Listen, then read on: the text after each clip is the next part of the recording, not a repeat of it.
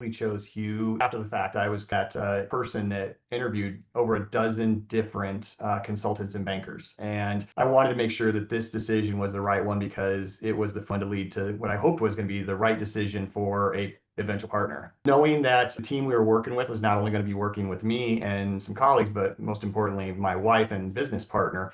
What I saw in Hugh was a humongous resource.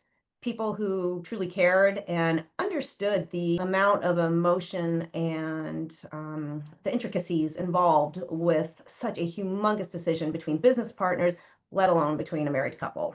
There have been very, very few experiences in my life where I'm working with a group or a team that they go so far above and beyond what your expectations are. With Ryan and Emily, they are such a dynamic team to be able to talk through the numbers and talk through the business part, but also that more emotional and more getting into what you truly are passionate about. My experience was pretty phenomenal, and I don't say that about very many consultants or business people I work with typically, to be honest. And I was just blown away by the energy, the care, the thoroughness of every interaction with Hugh. I felt so taken care of, and that they were anticipating before I even knew what my next question was going to be. They were ready, and they always were a step ahead of me, I felt like, which was wonderful to know how taken care of I was in this process.